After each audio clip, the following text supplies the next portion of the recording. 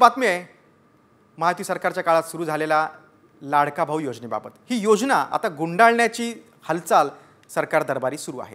लाडकी बहीण योजनेमुळे तिजोरीवर ताण येतोय, त्यामुळे लाडका भाऊ योजना बंद होणार असल्याची माहिती सूत्रांनी दिली।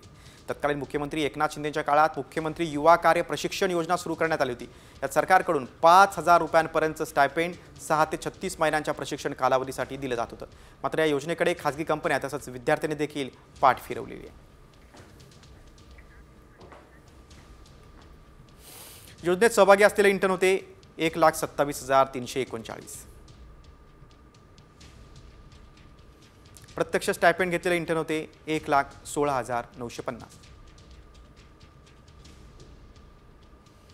सरकारी आस्थापनांमधील इंटर्न आहेत 80,544। खासगी आस्थापनांमधील इंटर्न आहेत 46,795।